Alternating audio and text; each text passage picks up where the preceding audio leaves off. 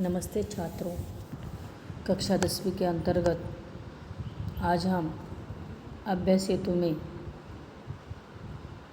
दिन क्रमांक 12 पर पढ़ाई की ओर जा रहे हैं, जिसके लिए आज क्षेत्र दिए हुए हैं वाचन, लेखन, श्रवण और व्याकरण। व्याकरण भी हैं, जो व्याकरण हमने 9वीं कक्षा में सविस्तर रूप में देखा हुआ है। छात्र संवाद वाचन करते हैं, छात्र चर्चा करते हैं, छात्र सूक्ष्मता से संवाद पढ़कर उसके भाव समझते हैं, छात्र विराम चिन्हों का उपयोग करते हैं। यानी देखिए, वाचन, लेखन, श्रवण और व्याकरण।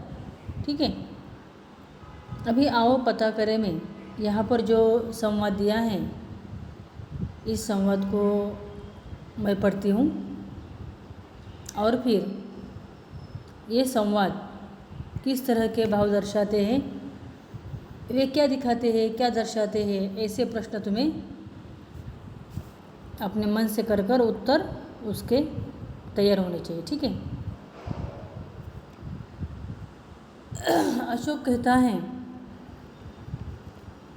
आओ आज हम अपनी मातृभूमि की शपथ लेकर प्रण करें कि या तो हम कलिंग के दुर्ग पर अधिकार कर लेंगे या सदा के लिए मृत्यु की गोद में सो जाएंगे। सब सैनिक तलवार खींचकर मगध की जय, सम्राट अशोक की जय। पद्मा आगे बढ़कर अपनी सेना से, मेरी बहनों, तुम वीर कन्या, वीर भगिनी और वीर पत्नी हो। मुझे तुमसे कुछ नहीं कहना है। जिस सेना ने तुम्हारे पिता, भाई, पुत्र और पति की हत्या की है, वह तुम्हारे सामने खड़ी हैं। आज उसी से तुम्हें लोहा लेना है। अशोक स्वतः, यह कौन है? क्या साक्षात दुर्गा कलिंग की रक्षा करने के लिए युद्ध भूमि में उतर आई है? शेष सैनिक भी सभी स्त्रियां हैं, क्या स्त्रियों से भी युद्ध करना होगा? पद्मा, मैं कलिंग महाराज की कन्या हूँ। मैं हत्यारे अशोक की सेना से लड़ने आई हूँ।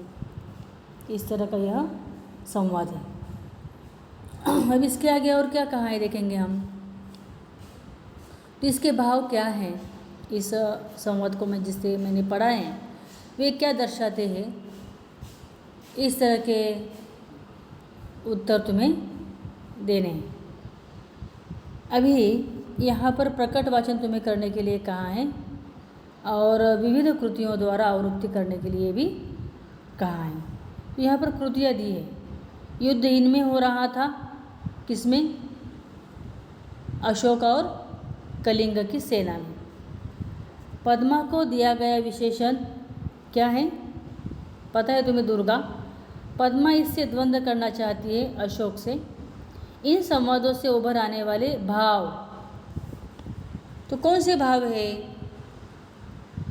वीर रस के भाव हैं, युद्ध के भाव हैं, क्रोध के भी भाव।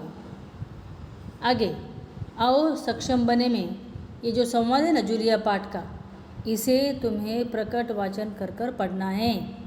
अब आगे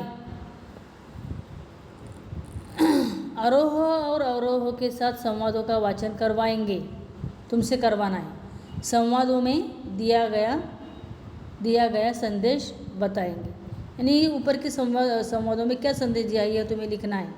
इस यहाँ पर दी हुई कृतियों को भी पूर्ण करना है। अभ्यास के लिए अभिव्यक्ति में यहाँ पर देखिए क्या है, संसार में दब्बू और रीढ़ रहित लोगों के कोई स्थान नहीं है, इस पर अपने विचार लिखिए। दब्बू और रीढ़ रहित कैसे? तो जूलिया कैसी है? अन्याय सहती है, उसके कितने भी पैसे कटवा दिए तो भी उसे हाँ ही कहती है, और फिर जितने रुपए हाथ में मिलेंगे उतने ही लेकर वह जाती है। एक काम के लिए प्रामाणिक और ईमानदार होते हुए भी वह क्या करती है? काम के प्रति ईमानदार होते हुए भी दब्बू रहती है, और वह रीढ़ रहित है। रीढ़ रहित है यानी उसे स्वाभिमान नहीं है। तो यह तुम्हें पढ़ना है और यहाँ पर कृतियों के द्वारा भी लिखना है। 2 नंबर वाला है, भारत की वीरंगनाओं के संदर्भ में अंतर्जाल से जानकारी प्राप्त कीजिए और कॉपी में लिखिए। अंतर्जाल से यानी गूगल से, इंटरनेट से तुम्हें यह जानकारी लेनी है। और इसके लिए साहित्य क्या दिया है, तो लेखक ने लेखक गोविंद शर्मा का मुकदमा हवा पानी का वह संग्रह प्राप्त करना है और उसे तुम्हें पढ़ना है। ठीक है, आज के लिए हम 12वें दिन पर ही रुकेंगे। कल हम 13 और 14 के लिए तैयारी करेंगे। ठीक है, तो इतना तुम्हें समझ में आया होगा, यह अपेक्षा करती हूँ। जो तुमने कॉपी की है अभ्यास हेतु अभ्यास के लिए, तो उस कॉपी में इन कृतियों को उतारना है, लिख कर रखना है। इस पर परीक्षा होने वाली है छात्रों, निश्चित रूप में। ठीक है, धन्यवाद।